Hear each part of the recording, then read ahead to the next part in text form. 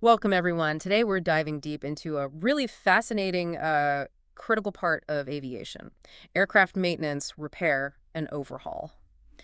MRO. That's right. We've sifted through a whole lot of industry analysis. And our mission really is to pull out the most important insights for you. We want to help you understand, the current state of this market, who the big players are, and maybe where it's all heading. And it's surprisingly big, isn't it? People might not realize the scale. Exactly. In 2023, it was valued at nearly 80 billion US dollars, almost. Wow. And the projection, over 122 billion by 2032. That's growing at, 5.5% CAGR? So yeah, definitely not some small niche market. It's huge. Massive, a global operation. And just so we're all on the same page, MRO, it basically covers everything needed to keep planes airworthy, right? Precisely. Scheduled maintenance, those routine checks, but also unexpected repairs, component replacements, even, complete overhauls. For both commercial jets and military aircraft. Correct. Both sectors rely heavily on it. It's absolutely fundamental for safety and just keeping the whole system running. And you mentioned growth. What's really pushing that expansion? Well, a big part of it, according to the analysis, is rapid urbanization and economic growth, especially in emerging countries. Okay. More people in cities, rising incomes. It just means more travel, business, tourism, you name it. More planes in the sky mean more need for maintenance. Simple as that. That's the core driver, yeah. Okay, so let's zoom out a bit. Yeah. Talk about the big picture of this MRO market. What are the main trends, the dynamics? Well, fundamentally, it's the backbone, right? The support system for the whole aviation industry. You can't fly without it. Makes sense. And one really significant trend we're seeing is airlines outsourcing more and more of their MRO work. Ah, okay. To third-party specialists. Exactly. Companies that focus purely on MRO. It has airlines focus on their main job, flying passengers and cargo, and optimize their operational efficiency. Yeah, that feels logical. Let the experts handle the really complex maintenance stuff. Is it just about saving money, though? Cost is definitely a factor, but it's more than that. It's also about accessing, specialized skills and cutting-edge tech. Stuff that would be really expensive for an airline to build in-house. Incredibly expensive, yeah, and time-consuming to keep up with. So Yeah. outsourcing can actually lead to maybe a more innovative MRO sector overall. Interesting. And the market itself, it's not just one thing, is it? It's segmented. Right. It's quite diverse. You've got airframe maintenance, that's the body of the plane, the structure. Okay. Then there's engine MRO, highly complex, very specialized. Component maintenance, dealing with all the individual parts. Landing gear, avionics, things like that. Exactly. And finally, line maintenance. Those are the quicker routine checks you often see happening right at the airport gate. Got it. So a really varied field. But what about the challenges? It surely can't be easy keeping all these complex machines flying safely. Oh, absolutely not. There are definitely some major headwinds. Rising labor costs are a big one. Whoa, need highly skilled people for this. Very highly skilled, yes.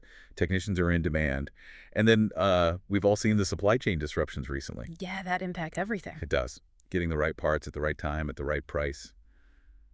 It can be tough. Yeah. And costly. And regulations. Aviation is known for that. Oh, massively. Yeah. It's a super complex web of safety rules, standards, compliance requirements.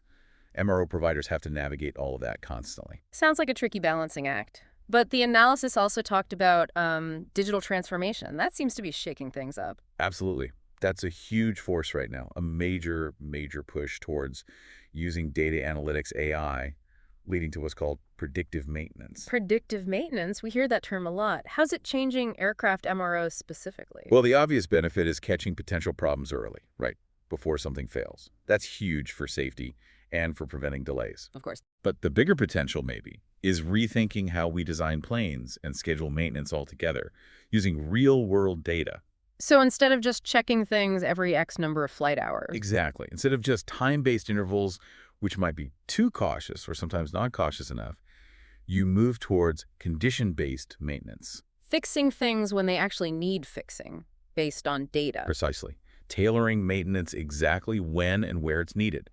Optimizing the whole life cycle.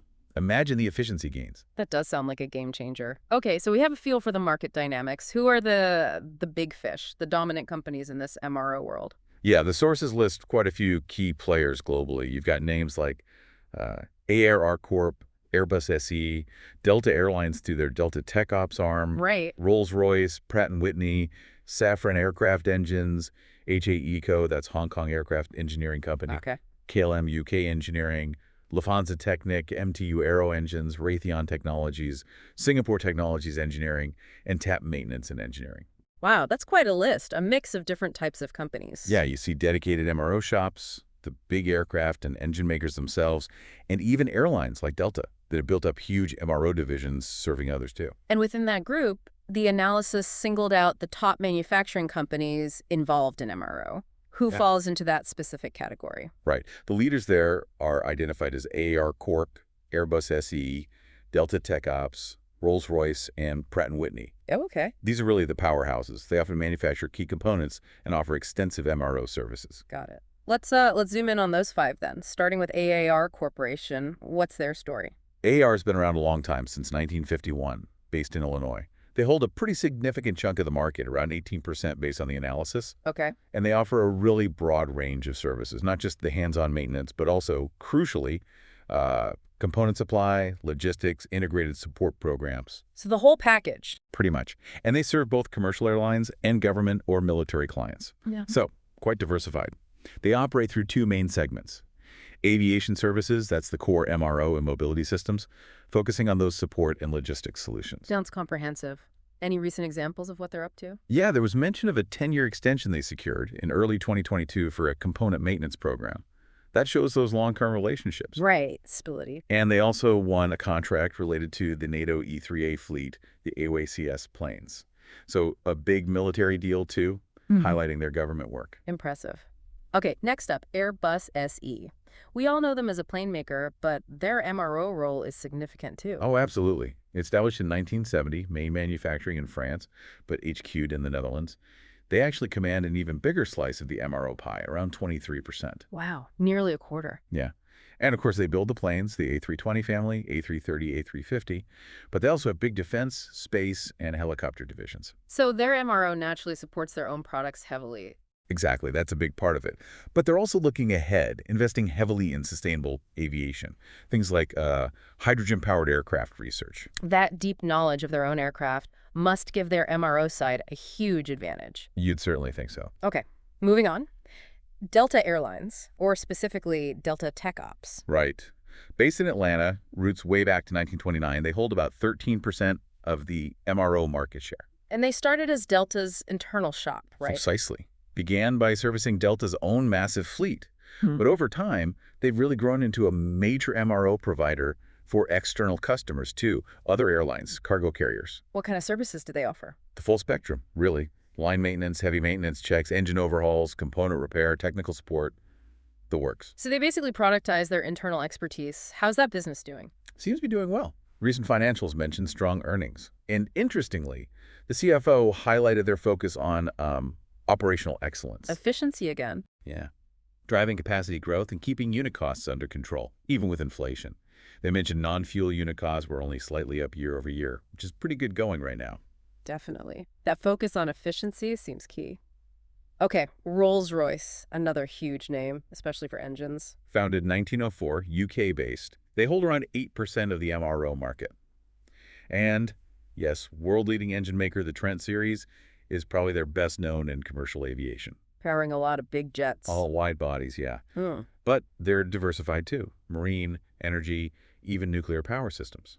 In aviation, though, beyond just making engines, they're heavily invested in future tech. Like electric, hybrid. Electric hybrid propulsion, yeah.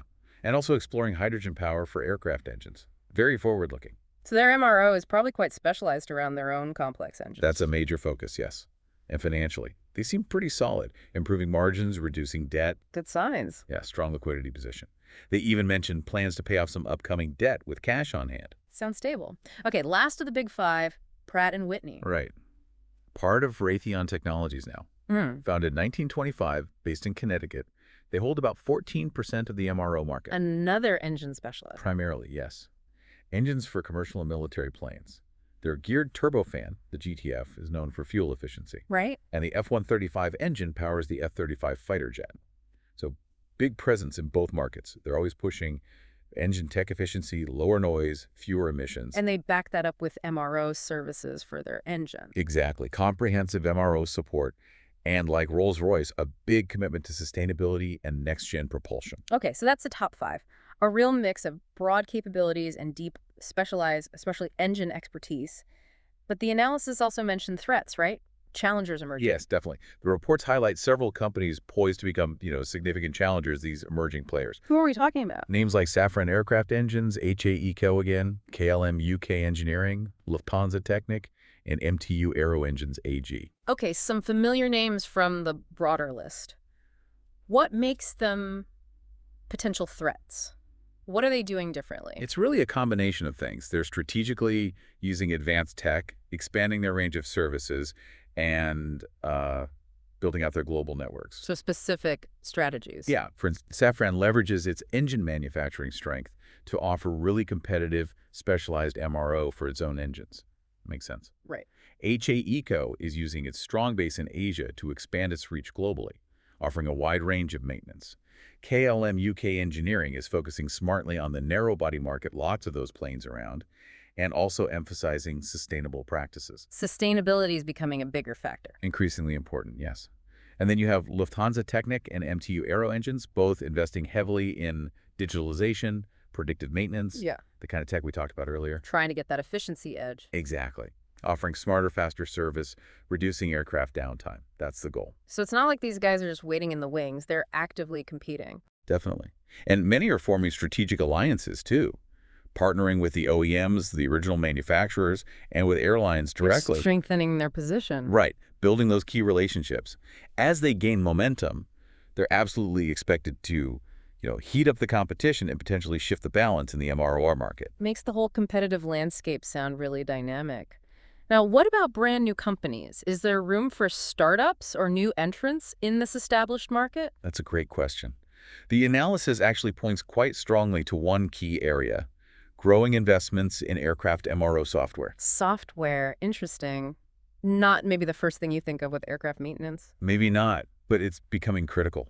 As aviation gets more data-driven, sophisticated software is essential for optimizing everything. So new companies could focus just on the software side. Precisely. That could be their way in. Specializing in advanced software solutions using AI, machine learning, predictive analytics, that can provide a real competitive edge. How so? What can the software do? Imagine software that doesn't just schedule maintenance, but actively monitors an aircraft's health in real time. Predicts when a part might fail well before it actually does. Preventing those unexpected, costly downtimes. Exactly. That's the holy grail for airlines. Good software streamlines processes, reduces errors, ensures compliance with all those regulations we mentioned. And cloud-based solutions. Becoming vital, too, for integrating data from everywhere: the airline, the manufacturer, the MRO provider, and allowing them all to collaborate seamlessly. It sounds like airlines must be demanding these kinds of tools now. They absolutely are. Fleets are growing. Pressure to keep planes flying is intense. They need partners who offer real-time diagnostics, efficient inventory management, and crucially, those predictive capabilities. So for a newcomer, Yeah, for a new entrant, focusing on innovative, user-friendly, maybe customizable MRO software, that could be the key to carving out a successful niche. It's a way to compete without needing massive hangars and tooling right away. that's a really fascinating angle. Software as the disruptor. Okay, let's wrap up by looking ahead. What's the overall forecast? Well, as we said at the start, the outlook is strong growth, continued growth, Yeah. driven mainly by more air travel globally, business, leisure, cargo. The fundamental demand is there. It seems very solid, yes. More flying, plus the existing global fleet is getting older in parts, all means more MRO needed. And the nature of MRO itself is changing. Constantly evolving, driven by tech digitalization, predictive maintenance becoming more common, more automation creeping into processes. It's all about efficiency and safety. And the competition. That will keep heating up. Those emerging players aren't going away. They'll keep challenging the established leaders. And what about sustainability? We touched on that. That's becoming a much bigger focus across the board. MRO is no exception. More eco-friendly practices, minimizing waste, using sustainable materials where possible, optimizing maintenance to help with fuel efficiency. It's all part of the picture now. So it sounds like the successful MRO companies of the future will need to be innovative, tech-savvy, and increasingly focused on sustainability. That really sums it up. It's a dynamic, growing market, dominated now by some giants, sure, but facing real competition from agile, tech-focused companies Mm-hmm. and huge opportunities for innovation, especially in software. It really makes you think, doesn't it? With planes getting ever more complex and airlines needing them in the air constantly, how will that balance of power shift between the established MRO giants and these maybe more specialized, tech-driven newcomers over the next, say, 10 years? And what does that mean for the rest of us, for air travel safety, efficiency, maybe even the cost of a ticket down the line? It's a lot to ponder. Yeah. Really is. Aviation is just so interconnected, isn't it? Yeah. And this MRO sector, often behind the scenes, powered by ever smarter technology, is absolutely vital for keeping us all connected safely and efficiently.